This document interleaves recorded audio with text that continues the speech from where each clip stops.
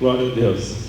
Quase todo lugar que eu vou pregar a primeira vez, sempre tem alguém que me pergunta: Subirá é seu sobrenome mesmo ou é nome artístico? Eu já adotei uma resposta padrão, eu digo, é profético. Mas é meu sobrenome mesmo. Aliás, aqui uns dias vai mudar o jeito da gente se apresentar.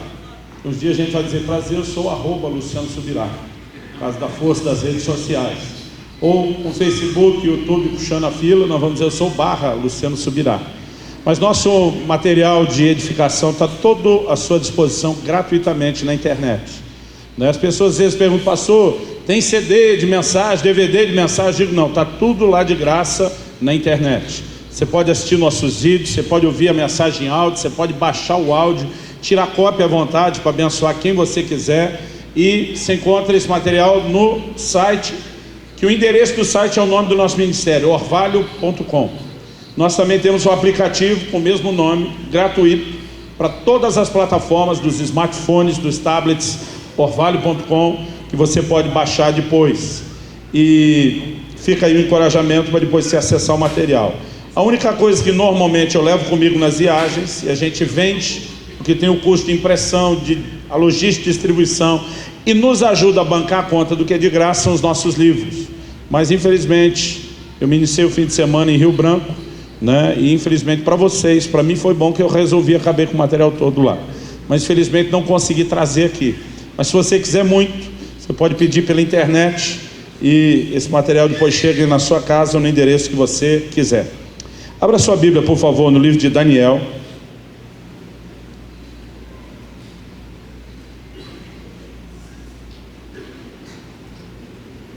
Livro do profeta Daniel, capítulo 11, verso 32.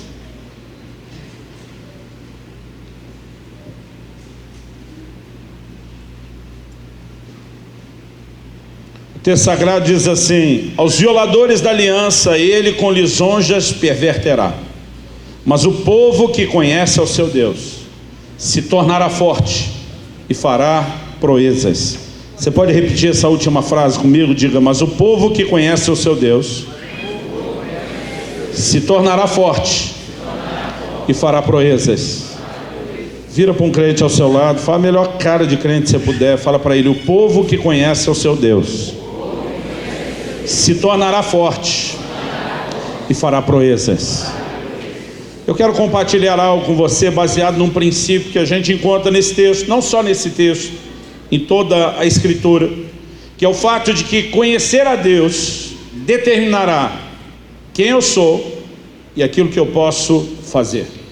Conhecimento de Deus afeta minha identidade, o que eu sou, mas afeta também a minha produtividade, aquilo que eu posso fazer. Por exemplo, em 1 de João 4, 7 e 8, a Bíblia diz: amados, amemo-nos uns aos outros, porque o amor procede de Deus, e todo aquele que ama é nascido de Deus e conhece a Deus. Aquele que não conhece a Deus não ama, não conhece a Deus, pois Deus é amor. Está dizendo que conhecer o Deus que é amor vai afetar a minha capacidade de demonstrar amor pelas pessoas, porque aquilo que eu sou e aquilo que eu faço é diretamente impactado pela revelação, pelo conhecimento que eu tenho de Deus. Na verdade, o conhecimento de Deus precisa ser sempre visto na perspectiva de revelação, porque nós não estamos falando de um conhecimento natural. Por exemplo, quando Jesus pergunta aos discípulos lá em Cesareia de Filipe, Mateus 16, quem dizem os homens ser o Filho do Homem? Basicamente ele estava perguntando: como é que está a bolsa de apostas? O que é que estão falando a meu respeito? E eles começam: estão dizendo que você é Elias, é o profeta. Até Jeremias entrou na dança, João Batista que voltou. Depois de ouvir isso tudo, Jesus olha para os seus e diz: e vocês? O que dizem a meu respeito? E aí o Pedrão dá uma bola dentro e diz: tu és o Cristo, o Filho do Deus vivo. Na hora que ele fala isso, Jesus olha e diz: bem-aventurado é você, Simão, filho de Jonas. Jesus diz: porque não foi carne nem sangue quem te revelou. Ou seja, aquele conhecimento sobre quem é Jesus é chamado por Jesus de uma revelação. A palavra grega traduzida como revelação é o nome do último livro da Bíblia nosso, Apocalipse. Na Bíblia inglesa, por exemplo, você não encontra o livro de Apocalipse, você encontra o livro de revelação, porque eles traduziram o significado da palavra grega. E revelação, Apocalipse, significa remover o véu. Ou seja, é a capacidade de enxergar aquilo que antes não se enxergava. Então, eu quero falar de um tipo de conhecimento de Deus, que nós vamos chamar de revelação, que vai afetar não apenas o que você é, mas principalmente o que você faz. Eu quero te mostrar que é uma conexão entre a revelação que nós teremos de Deus e o nosso poder de realização. Porque a Bíblia diz: o povo que conhece seu Deus se tornará forte e fará proezas. Se você quer ser parte de um povo que vai chacoalhar essa cidade, que vai chacoalhar essa região, que vai fazer grandes coisas para Deus, eu creio, eu sinto no meu espírito que eu estou diante de um exército que vai chacoalhar essa cidade e região. Então você precisa entender melhor o que é a revelação, o conhecimento de Deus e o impacto que isso terá sobre você e sobre a sua produtividade ou seu poder de realização. Então, eu quero que a gente considere algumas coisas, e como eu falei bastante na hora da oferta, eu não vou ser tão longo agora. Acredite, eu tenho muito interesse em não demorar, eu preciso ir embora ainda hoje. Estou casado há 21 anos, nunca fiquei nenhum aniversário longe da família, nenhum aniversário deles longe, né? E eu preciso amanhecer em casa. Então, pode ficar tranquilo, eu não vou usar esse tempo todo, mas eu creio que Deus quer fazer algo que não é apenas comunicar uma mensagem, não é apenas transmitir informação. Eu creio que o Espírito Santo quer fazer algo dentro de você nessa noite. Então permaneça aberto a Ele. A primeira verdade que eu quero explorar é que toda revelação de Deus produz uma revelação de nós mesmos. Você pode repetir isso comigo? Diga: toda revelação de Deus produz uma revelação a meu respeito. Fala para o vizinho ao seu lado: toda revelação de Deus produzirá uma revelação de si mesmo. Outro dia alguém me perguntou: pastor, por que esse negócio de repetir é espiritual? Eu falei: não, é didático, só para te ajudar a memorizar aquilo que de mais importante nós vamos falar. Em primeiro lugar, nós vemos isso no próprio texto que eu citei aqui, de Mateus 16, quando Pedro tem uma revelação de Jesus. Jesus olha e diz: bem-aventurado és tu, Simão, filho de Jonas, não foi carne nem sangue quem te revelou. Então Jesus está dizendo que Pedro sabe que ele é o Cristo, o Filho de Deus vivo, como resultado de uma revelação de Deus. Mas aí Jesus olha para ele e diz: eu também te digo. E esse eu também te digo agora eu é que vou fazer uma revelação a seu respeito. Tu és Pedro, e sobre esta pedra edificarei a minha igreja. Dar-te-ei as chaves, e você conhece o texto. Mas sabe que Jesus está dizendo que você teve uma revelação a meu respeito. Isso te dá o crédito, o direito de agora ter uma revelação a seu respeito. Isso é algo que nós vamos encontrar na Bíblia como um padrão. Por exemplo, quando o anjo do Senhor, e quando a Bíblia usa a expressão o anjo, artigo definido, e não um anjo, nunca está falando de um anjo qualquer. É o que nós na teologia chamamos de teofania, uma aparição do próprio Deus. A reação de Gideão é dizer: ai de mim, eu vou morrer, porque ele sabe que está diante de Deus. No entanto, como ele não morreu, ele levanta um altar, chama aquele lugar Jeová Shalom, dizendo: o Senhor é paz. Mas ali no lugar onde ele teve uma revelação de Deus, ele também tem uma revelação de si mesmo. Porque o mesmo anjo olha para ele e diz: vai nessa tua força e livra a Israel da mão dos midianitas. Quando Isaías, lá no capítulo 6 do seu livro, descreve uma visão, que é nada mais, nada menos do que uma revelação de Deus, ele vê o Senhor assentado no seu alto e sublime trono, os serafins à volta proclamando: santo, santo, santo é o Senhor dos exércitos. Ele também tem uma revelação de si mesmo. Ele é semelhança de Gideão, ele enxerga a sua limitação, o contraste da diferença entre o que ele é e a santidade de Deus, a ponto de ele dizer: ai de mim, eu vou perecendo. Eu sou um homem de lábios impuros e habito no meio de um povo de impuros lábios. Mas ao mesmo tempo ele ouve uma voz dizendo: a quem enviarei? Que há de ir por nós? E nesse momento ele responde: eis-me aqui, envia-me a mim. Aí você chega no Novo Testamento e vê Jesus pedindo a Pedro para usar o barco dele. O cara tinha pescado a noite inteira, não tinha pegado nada. Aquilo era o negócio de Pedro, era o trabalho de Pedro. Jesus chega e diz: ei, dá para você ceder o seu negócio, seu tempo para mim? Pedro tinha duas possibilidades de responder isso.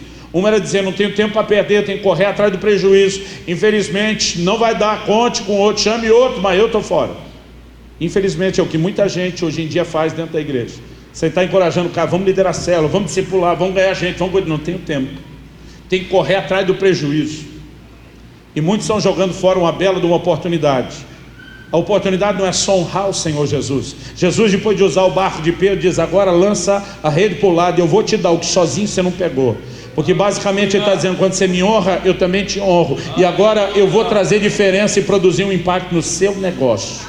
Irmão, nós precisamos entender isso. Mas, fechando aqui o parênteses, Jesus pede para Pedro: posso usar o seu barco? Pode. Prega o evangelho. Quando termina e ele diz: lança as redes, e Pedro tem aquela pesca milagrosa de Lucas capítulo 5, verso 8. O próprio Pedro olha para Jesus e diz: afasta-te de mim, porque eu sou um homem pecador. Quando ele entende quem é que está ali dentro do barco, ele não só tem a revelação de quem é Jesus, mas ele também tem uma revelação ao seu próprio respeito. Jesus olha para ele e diz: de hoje em diante, eu vou fazer de você um pescador de homens. Por que eu estou citando esses 3 exemplos? Porque nesses 3 exemplos, cada um teve uma revelação de si, depois de ter uma revelação de Deus. Cada um teve uma revelação ruim, era o contraste da santidade de Deus denunciando o seu pecado. Gideão diz: eu vou morrer. Isaías diz: eu vou perecer. Pedro diz: afaste de mim, Senhor, sou um homem pecador. Mas a revelação que eles tiveram não era apenas uma revelação negativa de coisas que precisam ser mudadas. Nesse mesmo dia, cada um deles recebe um comissionamento. Cada um deles recebe uma missão. Para Gideão, o Senhor diz: vai nessa tua força, livra Israel da mão dos midianitas. Para Isaías, Deus está dizendo: a quem enviarei, quem há de ir por nós. Para Pedro, o Senhor diz: de hoje em diante eu te farei pescadores de homens. Ou seja, eles não tiveram apenas uma revelação de uma área ruim que precisa ser trabalhada, mas eles enxergaram que, a despeito das suas limitações, nas quais Deus ainda iria trabalhar, eles tinham um potencial de serem produtivos para Deus e dentro do reino de Deus. Eles receberam o chamado e a convocação para um trabalho. E aqui eu quero tentar explorar algo com você. Nós precisamos perceber o quão forte é essa ideia. Quando Deus mostra, e há uma parte ruim, vamos chamar assim, da revelação, que é enxergar que a gente não é tudo aquilo que acha que é, e a gente enxergar que nós temos falhas e limitações. Mas por que é que Deus mostra falha e limitação? Não é para dizer para o camarada: ou então por causa disso você não serve. Porque para cada um deles, depois de mostrar falha, ele chamou para o trabalho. Então não era para dizer por causa disso você não serve. Aliás, quando a Bíblia fala das limitações de alguém, nunca é para dizer que por causa disso ela não pode ser usada.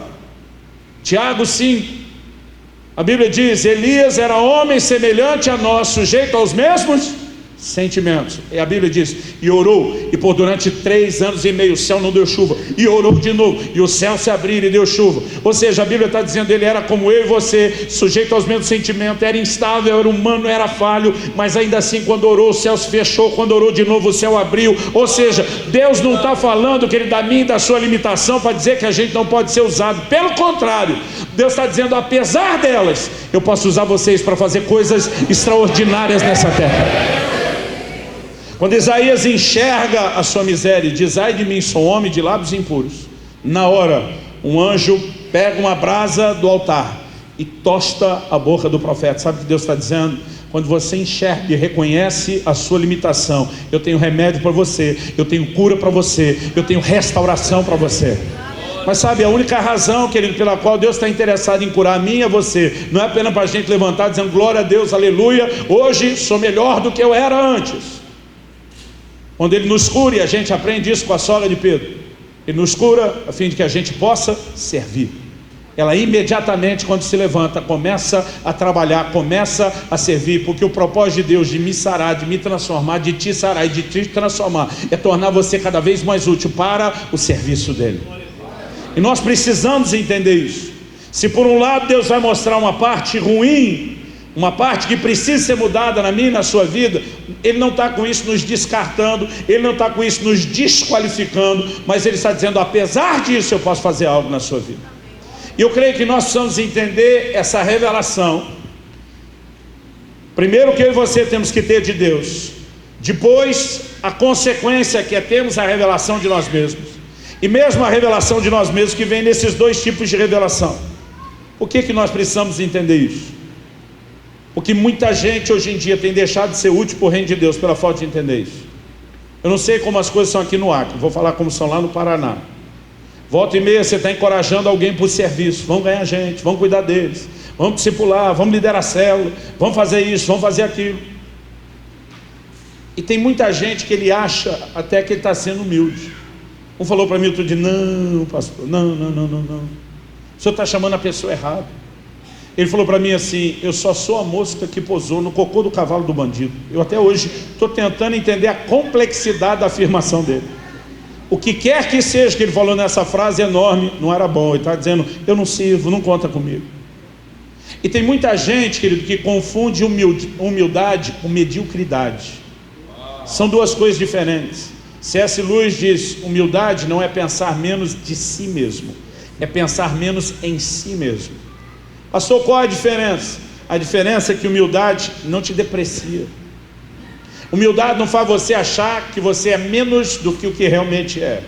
Humildade te coloca no seu lugar de entender que sem Deus você não vai a lugar nenhum. Sem Ele você não pode fazer absolutamente nada.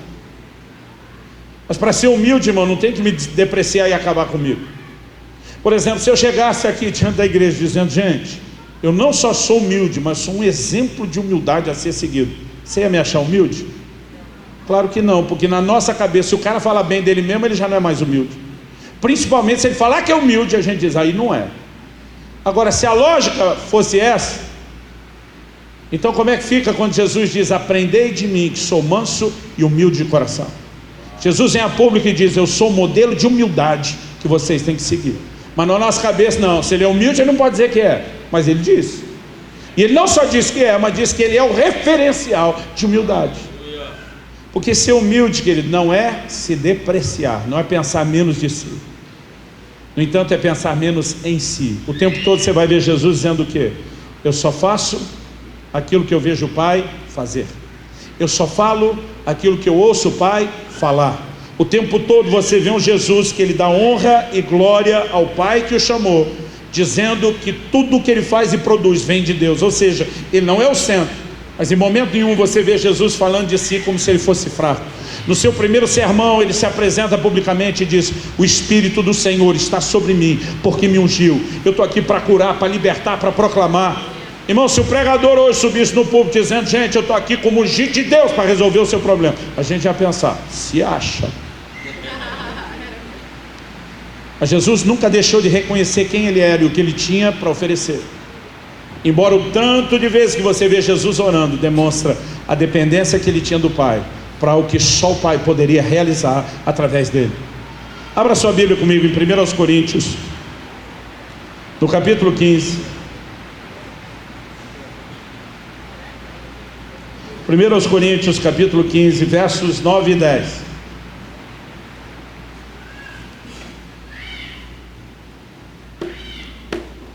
O apóstolo Paulo começa dizendo assim: porque eu sou o menor dos apóstolos, que mesmo não sou digno de ser chamado apóstolo, pois persegui a igreja de Deus. Quando você lê esse versículo 9, fala sério, dá quase dó do apóstolo Paulo, dá não? Eu sou o menor dos apóstolos, mais fulano, o menorzinho de todos. Aliás, eu nem sou digno de ser chamado apóstolo, porque eu persegui a igreja de Deus. No entanto, o que a gente percebe aqui de uma forma muito clara, não é um apóstolo que está se depreciando, não é alguém que está dizendo: eu não sou nada nem ninguém, eu não posso coisa nenhuma. Se você ler o versículo 10, o texto diz assim: mas pela graça de Deus sou o que sou, e a sua graça que me foi concedida não se tornou vã. Antes trabalhei muito mais do que todos eles quem? Os demais apóstolos. Ele diz: trabalhei muito mais do que todos eles, todavia não eu, mas a graça de Deus comigo. Então Paulo diz: eu sou menor, sim, não sou digno, sim, mas, e Deus seja louvado por esses mas pela graça de Deus eu sou o que sou. O que você é, querido, a sua identidade não é definida pelo seu passado, pela sua história, por quem você foi, pelo que você fez de errado. Paulo está dizendo: eu persegui a igreja de Deus. Ele está dizendo, eu não esqueci, eu tenho consciência daquilo que eu fui. Mas ele diz, o que eu sou hoje não tem nada a ver com a minha história. O que eu sou hoje é uma manifestação da graça de Deus na minha vida. Ele diz, e apesar de ser o menor, de não ser digno de ser chamado apóstolo, ele diz, eu trabalhei mais do que todos eles. Sabe o que Paulo está dizendo? Não tem para ninguém. Eu fiz mais do que todos eles. E alguém diz, tem duas maneiras de você entender essa declaração de Paulo.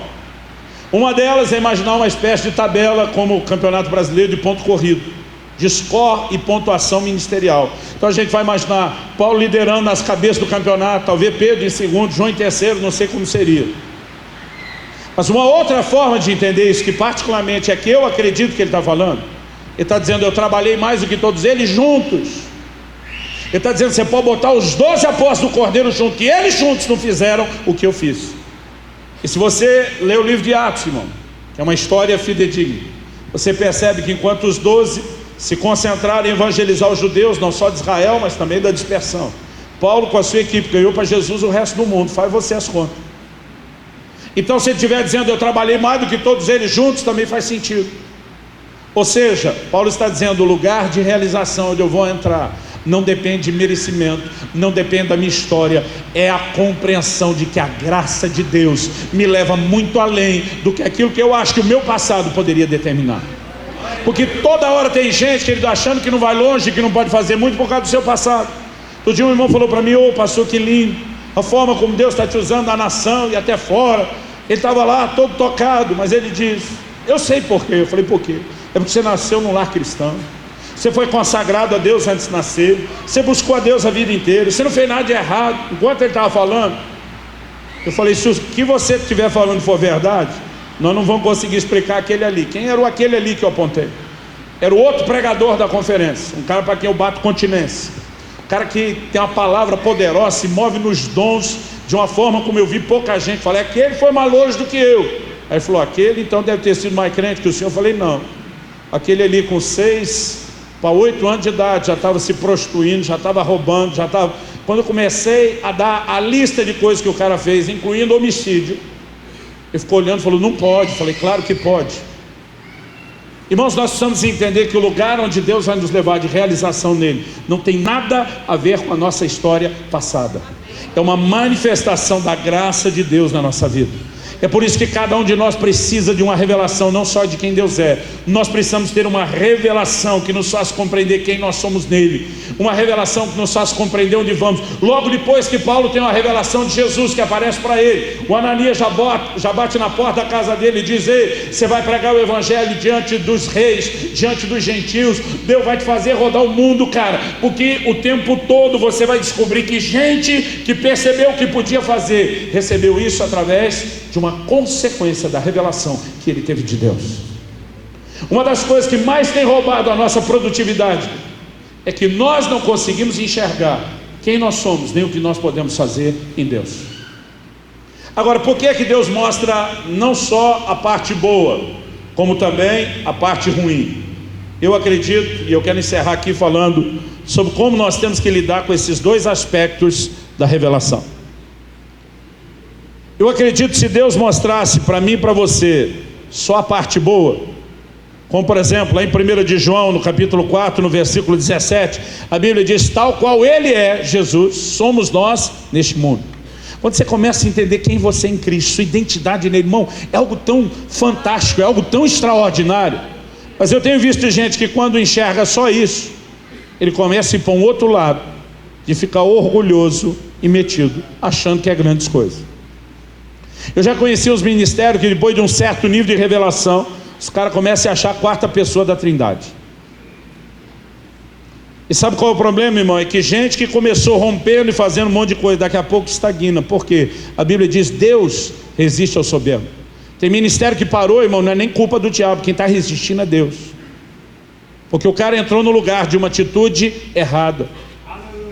Agora, quando eu olho para o apóstolo Paulo, eu vejo um apóstolo Paulo dizendo, lá em 2 Coríntios 12, 9 e 10, quando estou fraco, então é que sou forte.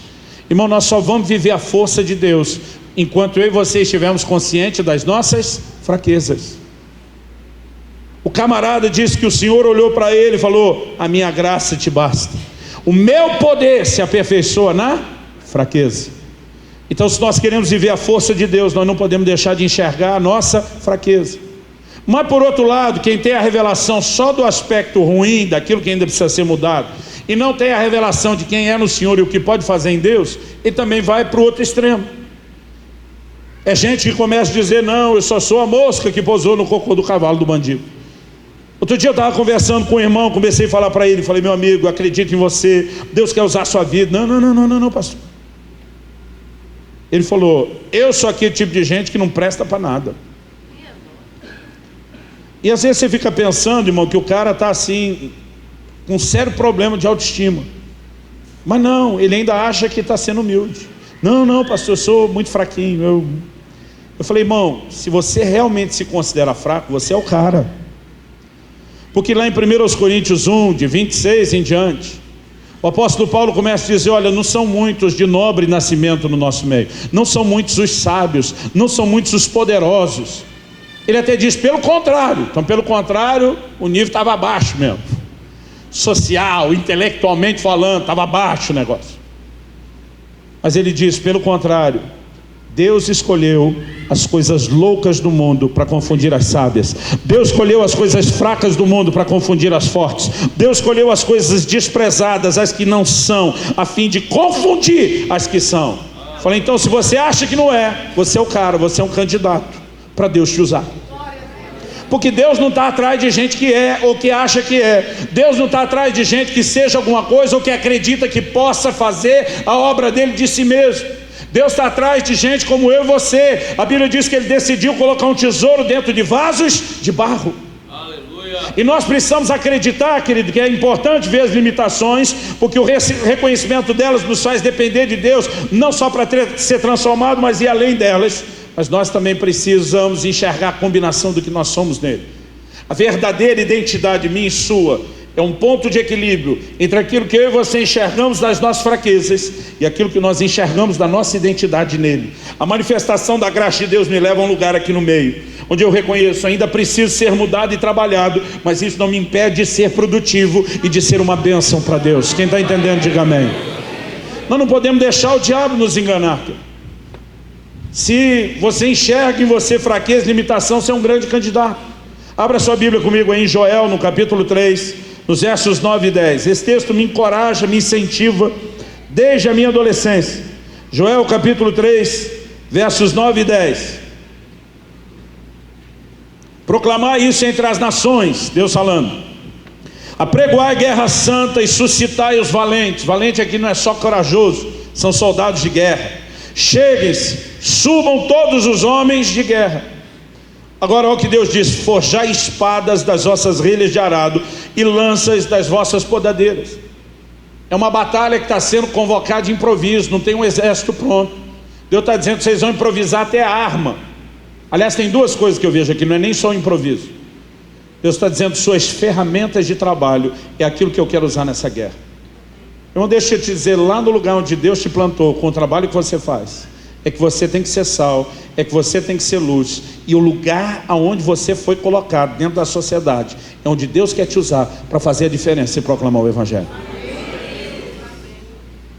Agora, eu também vejo Deus dizendo: ainda que vocês vão improvisar, fazer lanças, né, das podadeiras, espadas das relhas de arado, ele termina dizendo: e digo fraco, eu sou forte. Você pode falar isso comigo? E digo fraco, eu sou forte. Aí eu vi um dia um pastor, pregador desses de fé, que eu particularmente admiro, mandando, né, dando gás no povo, mandando bala, encorajando todo mundo. Ele disse: meu irmão, você não pode ficar falando que é fraco não, porque Deus disse que você é forte, Deus não disse que você é fraco. Eu estou ouvindo ele e falei: peraí, eu gosto desse cara, ele me abençoa, mas não vou concordar com isso não. O texto aqui não está dizendo que Deus disse que você não é fraco, você é forte. Pelo contrário, Deus te chamou de fraco. Deus diz: diga o fraco. Deus está dizendo que você é fraco mesmo, fraquinho que dá dó. Mas Deus diz: muda o seu discurso. Em vez de você falar da sua fraqueza, você vai começar a dizer que você é forte. Deus está ensinando a gente a mentir? Não. Deus está dizendo: enquanto você estiver cuidando da sua vida, dos seus negócios, das suas coisas, fique confinado à sua fraqueza. Mas Deus está dizendo, a partir do momento que eu te alistei para o meu exército, para guerrear a minha guerra, você não vai guerrear na sua limitação ou falta de força, você vai guerrear na minha força. Então Deus diz, muda o discurso, porque agora que você alistou no meu exército, você é forte. Quem está entendendo, diga amém. Sabe, Deus reconhece a fraqueza de alguém, mas diz, eu vou manifestar a minha força através de você. Lidar com o balanço do reconhecimento de fraqueza que nós temos em nós mesmos e força no Senhor é um grande desafio. Mas eu diria, querido, que esse é um dos pontos principais, se nós queremos ser uma igreja que rompe, uma igreja que faz diferença. Por outro lado, nós também não podemos exaltar as nossas fraquezas e limitações acima da graça de Deus. Porque tem uns camaradas, irmão, que eu tenho dificuldade de entender. Deus está dizendo, eu vou te usar. Não, Deus, você escolheu o cara errado. Espera aí, o cara acabou de cantar o louvor inteiro, que Deus é forte, poderoso, criador, sustentador de todas as coisas, que só Ele é Deus, que não tem para mais ninguém. A hora que Deus diz, então, pois é, eu quero te usar. Não, o Senhor não sabe nem escolher quem presta para te servir. Aí eu fico confuso, ele acha que Deus é forte ou não é? Ele acha que Deus é Deus ou não é? Ele acha que Deus é sábio ou não é? Porque na hora que o Deus Todo-Poderoso diz, eu vou te usar, não, o Senhor não tem nenhum serviço de recrutamento e seleção que preste. Eu descobri na Bíblia como tirar Deus do sério. O Deus longânimo, benigno, paciente. Êxodo capítulo 4, dá uma olhadinha comigo. Quando Deus aparece a Moisés na sarça, e Deus comissiona a Moisés, ele começa a choramingar, começa a dar desculpa. Êxodo 4:10, então disse Moisés ao Senhor, Senhor, eu nunca fui eloquente, nem outrora e nem depois que falaste a teu servo, pois sou pesado de boca e pesado de língua. Verso 11, respondeu-lhe o Senhor, quem fez a boca do homem? Ou quem faz o mudo ou surdo, ou que vê ou o cego, não sou eu, Senhor? Em outras palavras, Deus está dizendo, se tem alguém que entende desse negócio, é o fabricante. Se tem alguém que entende desse produto, sou eu, o fabricante. Se tem alguém que também entende de assistência técnica para o produto com defeito, sou eu, o fabricante. Olha o que Deus diz no 12, vai pois agora, e eu serei com a tua boca, e te ensinarei o que has de falar. Deus não está dizendo, Moisés, eu te escolhi porque você é o cara que melhor fala. Diz Moisés, ei, você não está dando nenhuma informação nova que eu não tenho. Eu sei que tu é pesado de boca mesmo, ruinzinho de falar. Moisés, se eu estivesse contando com a tua habilidade, eu estava roubado. Mas eu não estou te chamando porque eu vi em você uma grande habilidade. Eu serei com a sua boca. Eu vou colocar as minhas palavras na sua boca. Eu vou te ensinar o que você precisa falar. Moisés, o que eu preciso não é da sua força, é só que você abre espaço para que aí na sua fraqueza eu manifeste a minha força através de você. Irmão, depois de ouvir uma dessa, era para glorificar de pé. Mas o Moisés não fez isso. Ele dispara mais uma desculpa. Verso 13. Ele, porém, respondeu, Senhor, envia aquele que há de enviar, menos a mim. Tipo, qualquer um presta, menos eu. Agora olha o verso 14. Então se acendeu a ira do Senhor contra Moisés. Vira para o seu vizinho e fala, quer deixar Deus bravo com você? Fala para ele, continua dando desculpa que você não serve. Irmão, por que é que Deus se irou? Porque Deus está dizendo, eu serei com você. Eu não estava procurando suas qualidades ou habilidades, eu só estou tentando achar um espaço para que eu me manifeste. E aí o Moisés diz, não, nem você pode dar jeito num cara como eu. Você está cuspindo na cara de Deus. Você está dizendo, esquece tudo aquilo que eu cantei quando disse que o Senhor era forte, poderoso, glorioso e etc. Na real, o Senhor não deve ser muito Deus, não, porque nem você consegue usar um cara como eu. E é lógico que Deus se ofendeu. Muitas vezes, querido, as nossas desculpas, elas não estão baseadas em nenhum tipo de humildade. Elas estão baseadas numa falta de revelação de quem Deus é e onde Ele pode nos levar. O que nós mais precisamos é de uma revelação que nos coloque no lugar onde Deus possa nos usar. Jeremias capítulo 1, abre lá comigo. Jeremias capítulo 1, já estamos quase terminando. Você pode me ajudar?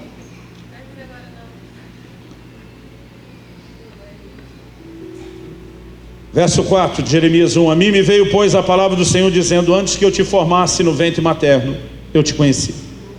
Antes que saísses da madre, te consagrei e te constituí profeta das nações. Olha o que Deus está falando para o cara. Antes de formar você no ventre materno, eu já te conheci. E antes que você saísse da madre, quando você ainda era um feto em desenvolvimento na barriga da sua mãe, te consagrei e constituí profeta das nações. Deus está dizendo, Jeremias, antes de nascer, tu já era profeta. Que me fez apelidar ele de um profeta. Ele era um feto profeta. Quando ele nasceu e deu a primeira choradinha, irmão, já era profético. Só que mês depois de ouvir Deus falar isso tudo, no versículo 6, então lhe disse eu, Senhor Deus, eis que não sei falar, porque não passo de uma criança. Na verdade, esse termo seria melhor traduzido como não passo de um menino. A NVI traduziu isso ainda muito jovem, porque ele não está falando da criança recém-nascida. Ele está falando de alguém que não chegou à maturidade, a criança crescida. Eis que não sei falar, porque eu não passo de uma criança. Irmão, se Deus está dizendo que quando ele era ainda um feto, já era profeta. Quando nasceu, ele era mais profeta do que antes. Quando menino, agora é mais profeta do que quando nasceu. Mas está dizendo, não passo de uma criança. Olha o verso seguinte, 7. Mas o Senhor me disse, não digas, não passo de uma criança, porque a todos a quem eu te enviar irás, e tudo quanto eu te mandar falarás. Não temas diante deles, porque eu sou contigo para te livrar, diz o Senhor. Depois estendeu o Senhor a mão, tocou-me na boca, e o Senhor me disse, eis que põe na tua boca as minhas palavras. O que é que Deus está dizendo de novo para outro? Nunca contei com a sua habilidade ou maturidade para falar. O que eu quero é colocar na sua boca as minhas palavras. Então pare de dizer que você não passa de uma criança. Deus basicamente está dizendo, eu sei muito bem quem você é, eu preciso lá que você me dê essa informação, feedback de quem você é. Isso não muda o meu plano e o meu propósito, eu te escolhi, Jeremias. Eu vou colocar as minhas palavras na sua boca. Verso 10. Olha que hoje te constituo sobre as nações, sobre os reinos, para arrancares e derribares, para destruíres e arruinares, e também para edificares e plantares. Nós precisamos entender, querido, que nenhum de nós foi chamado para apenas colocar à disposição de Deus nossas habilidades. Nós somos chamados para ir além das nossas limitações, com recursos sobrenaturais. Jesus pega os seus discípulos e diz, vocês serão levados para testemunhar diante dos reis. Irmão, não era qualquer pessoa que podia virar para um rei e falar com ele. Quando os judeus decidiram acusar Paulo, contrataram, diz a Bíblia, um orador profissional, um certo Tertuliano. Porque não era qualquer um que podia chegar a falar com o rei, nem de qualquer forma. Havia todas as regras da oratória, da retórica, do discurso, não era qualquer um. Agora Jesus está falando para os caras, vocês vão ser levados diante dos reis. A Bíblia fala dos apóstolos como gente sem muito estudo, irmão. Mas Jesus diz naquela hora, não se preocupe com o que ou como vocês vão falar. Porque naquela hora não serão vocês falando, naquela hora vos será dado o que falar. Não serão vocês falando, será o Espírito do vosso Pai falando por meio de vocês. O que é que Jesus está dizendo? Eu não estou chamando vocês para funcionar em dons e habilidades naturais. Eu estou dando a vocês uma oportunidade de viver o sobrenatural, de viver uma capacitação do alto, de ir além das suas limitações e desfrutar de algo sobrenatural. Agora, muitos de nós estamos barrando o que Deus quer fazer através de nós. E a gente acha que é bonito, acha que é humilde. Sou nada, sou ninguém. Só sou a mosca que bozou no cocô do cavalo do bandido. Mas nós precisamos entrar no lugar de uma revelação de Deus, que produz a revelação de nós. Você não tem ideia do que a igreja de Jesus ainda vai fazer nessa terra. Você não tem noção do que a igreja do Senhor ainda vai fazer nessa nação brasileira. Você ainda não tem noção de como Deus vai chacoalhar esse estado e região. Porque há promessas sendo feitas sobre a nossa nação, e cada uma delas vai se cumprir, nenhuma delas vai cair por terra. Deus vai levantar, querido, um grande exército.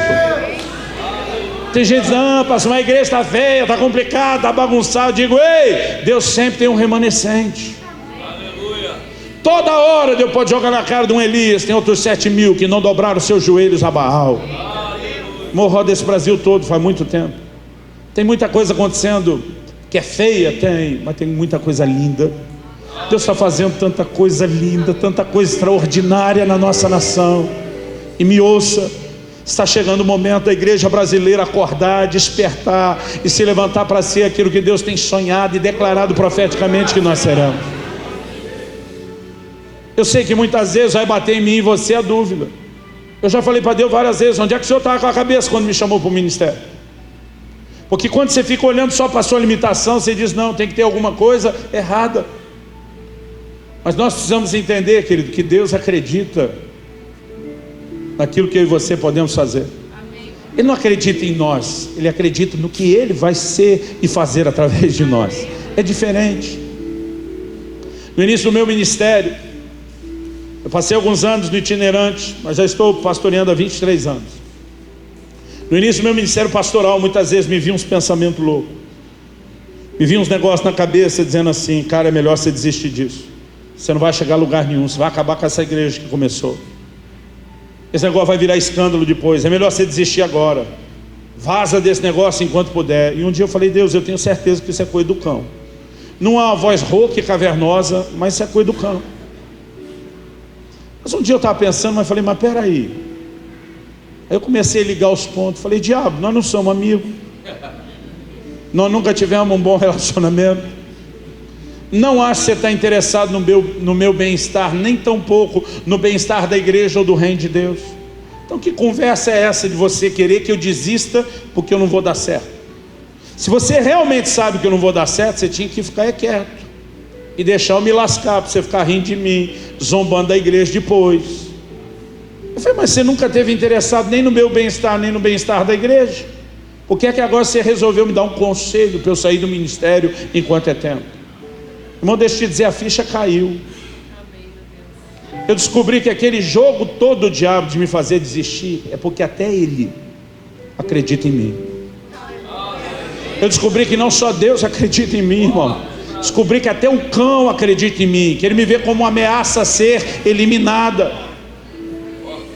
Porque muitas vezes eu e você estamos olhando e vendo só a nossa limitação. O diabo está olhando, está vendo anjo em volta, está vendo graça de Deus, está vendo unção, está vendo uma movimentação no reino espiritual. E ele não está enxergando só a sua limitação, ele vê em você um perigo potencial.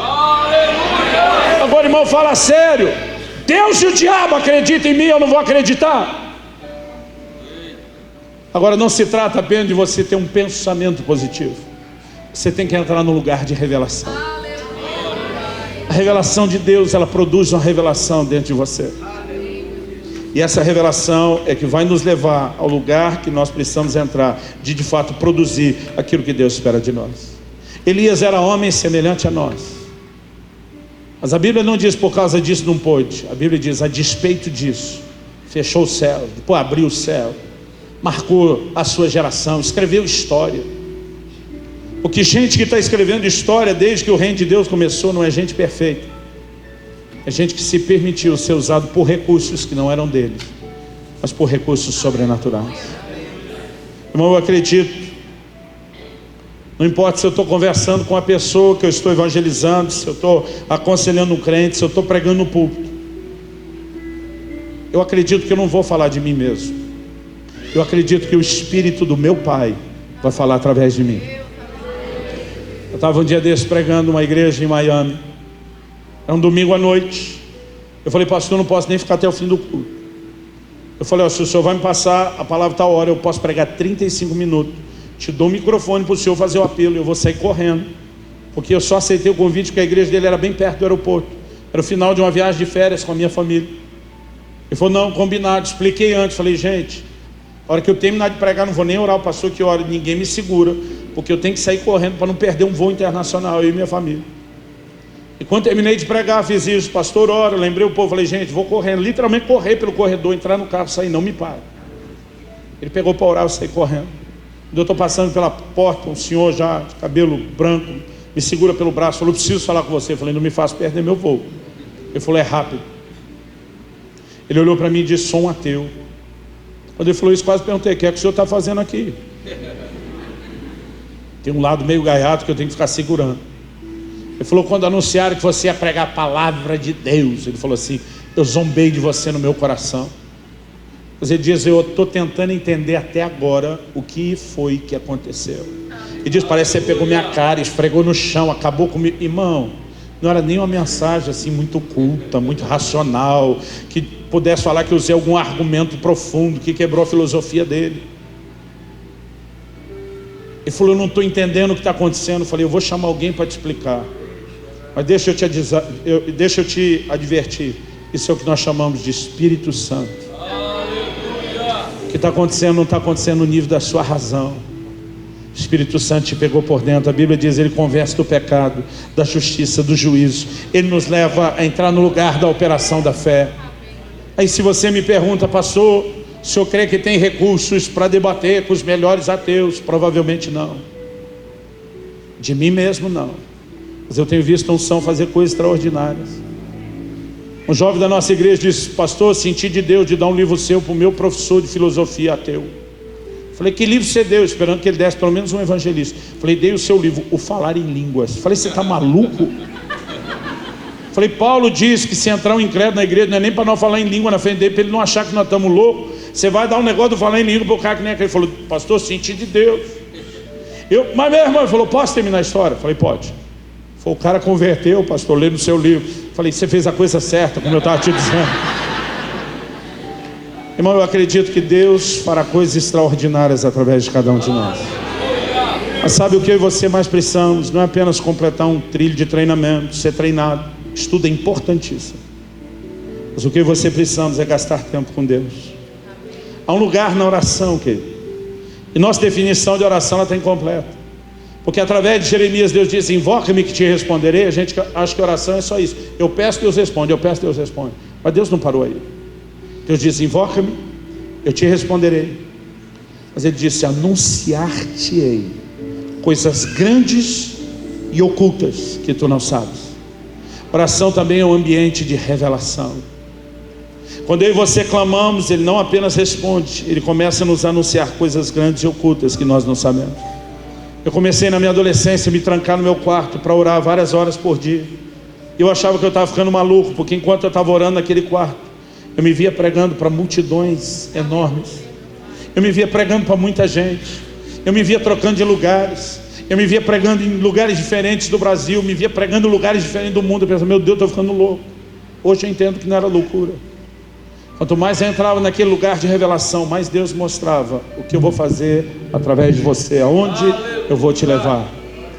O que você precisamos é parar de dar desculpa e dizer: eu vou buscar Deus até que eu entenda o quão útil eu posso ser para o reino de Deus, até que eu entenda quanta gente eu posso ganhar para o Senhor, quanta gente eu posso cuidar, quanta gente eu posso discipular, produzir as marcas de Cristo nele, ajudando Deus a formar e levantar um grande exército nessa terra. Eu quero que você possa hoje entender que apesar das suas limitações, que Ele quer que você enxergue, até para que Ele possa te trabalhar. Ele quer que você entenda que Ele está dizendo: eu escolhi você, eu quero você. Eu oro que 2017 seja um ano de revelação e de realização na vida deles. Eu oro que não apenas o próximo ano, mas os próximos anos sejam um tempo de se crescer no conhecimento de Deus. Como o Senhor falou por boca de Oséias: conheçamos e prossigamos em conhecer a Deus. Que eles cresçam no conhecimento do Senhor e consequentemente na revelação que precisam ter de si mesmos. Revelação que os fará enxergar que não apenas são úteis, mas serão instrumentos poderosos do Senhor para estabelecer seu reino e para trazer glória ao teu nome. Nós oramos em nome de Jesus, em nome de Jesus e para a glória de Deus. Virá um tempo de frutificação na obra. Esse ano não vai virar enquanto você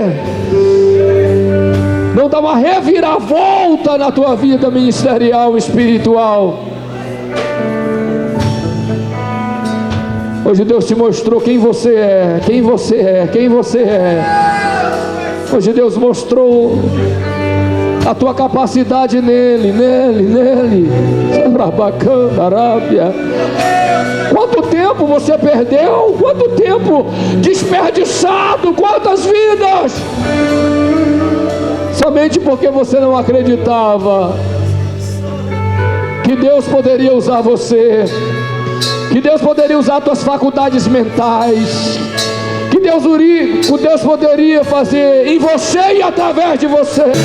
Rei do céu, como na primeira vez, faz outra vez, faz outra vez, Aleluia. faz outra Diga pra vez, Deus, Senhor, faz como a minha na vida. primeira Faz a minha vida, vez, e faz outra vez, faz outra vez, faz outra vez, Aleluia. como na primeira vez.